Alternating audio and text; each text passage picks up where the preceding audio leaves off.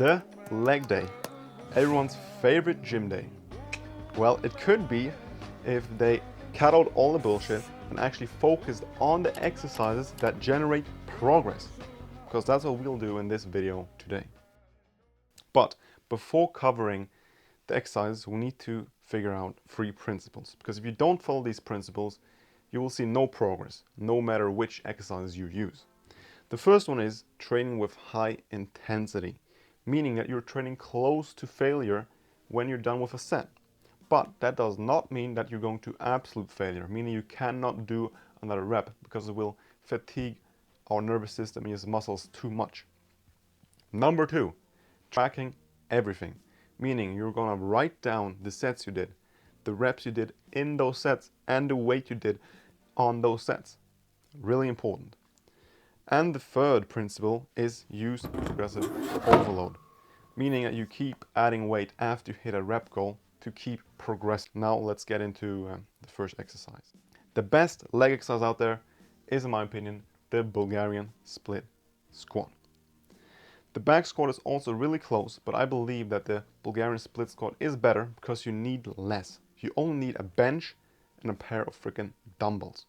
The form is, in my opinion, so much easier. You don't need to have the mobility to get the bar right. You don't get the pain the first few weeks. You don't need to have the ankle mobility. You don't need to have a good rack where you can adjust the rack heights and everything. You don't need that with Bulgarian split squats. What I really like about the Bulgarian split squat as well is that it improves your balance, because you're standing on one foot, you got to focus, you get a better balance, and you can also adjust your form depending on what you want to train. If you're leaning more forward, you will train more your glutes. If you lean straight or like backwards, you will train and focus, put more emphasis on the quads. You cannot really do that with just normal back squats as well. Some tips I have if you want to start doing Bulgarian split squat is learn the correct form, watch multiple YouTube tutorials, don't cheat out on the range of motion, go full range of motion as deep as you possibly can. Use flat shoes, no running shoes, flat shoes or no shoes at all, because if you don't have flat shoes, they're gonna be like this and it's gonna make it so much harder for you to balance, and the injury risk will basically become higher because it's so easy to fall over. Then if you're going for some heavy weight, use shock or even straps to get better grip and to actually being able to focus on exercise and not about losing your grip. If you have problems with your balance, look at one point all the time. When doing exercise, look at one point and don't leave it.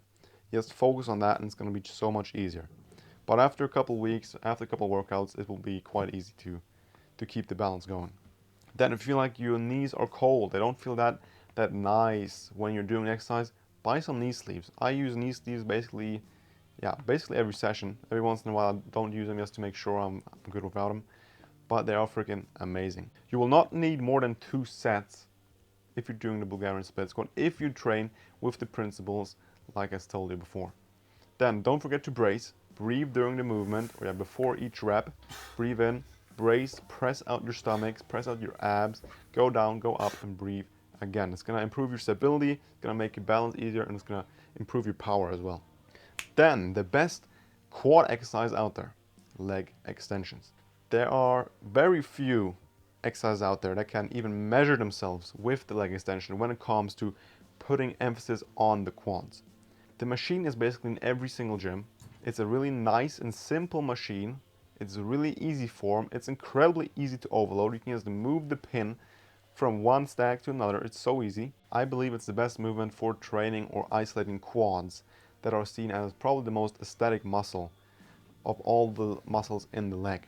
So some really tips I have is that begin with a lightweight, like I said, learn the form, but you will master that in a matter of sessions, or even in one session is really easy. Then put yourself down into the seat. Often you have handles, so grab the handles and pull you down into the seat. You don't want to be rising up from the seat and pushing out your back and arching or anything. You don't want to do that. You can injure yourself doing that, and it's gonna make it weird and not so good for your legs. It's gonna put a focus away from your legs and more on your lower back. It's basically sheeting.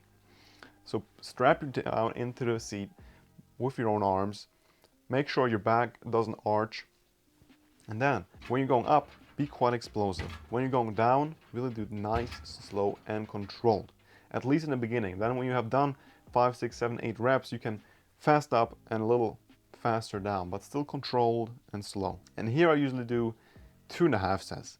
So I do warm up, of course, then I do one set around 10 to 12 reps with as much weight as I possibly can. Then I do another set after some rest, also 10 to 12 repetitions. And when I'm done with that set and I feel like I have still some mayonnaise to squeeze out, I just, right after a set, lower the weight like 50% of what I used and just go for as many reps as I can. And there you don't think about slow and control. You just freaking go and just squeeze out the last mayonnaise you have inside of you. The last exercise I believe you absolutely need to have in your workout are Romanian deadlifts. They're basically training your posterior chain and is probably the best exercise to train your hamstrings and lower back.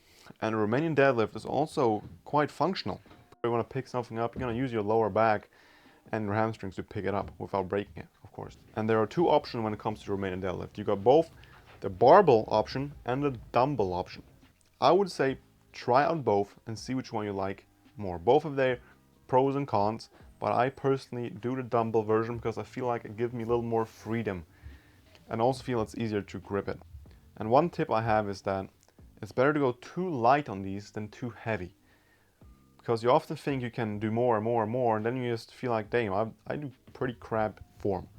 And here really go full range of motion as far as you can. And you will feel it in your hamstring. You will feel a deep stretch when you're going down. And when you perform a rep, the only thing you should really focus on is, of course, gripping the dumbbells or the barbell and moving your butt back as far as possible. And then depending on your mobility, you will go further down or not. And if you have really trashy mobility, you can bend your knees a little bit. But if you just focus on moving your butt back, your knees will move automatically a little bit, which is fine, but not like super much. You want to feel this intense stretch in your hamstrings. And when you feel like if you go any further, then you just pop it up again. And like I said, up you can go quite explosive, but here really focus, go really slow and controlled down. I also learned that you really gotta breathe during the movement sometimes, depending on how slow and controlled you're doing your reps. Because otherwise you will get dizzy. You know, too little oxygen is entering your brain, so it's starting to shut off. That's basically what's happening. So breathe during the exercise. Also, if it would be better to just take one deep breath before each exercise and then breathe out when you're done. Again, if you have problems with the grip, it's alright to use shock or even straps. Also, if I believe in having good forearm strength.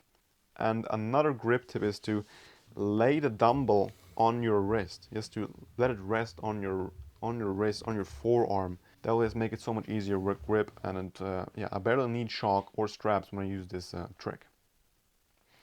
So that was everything for today.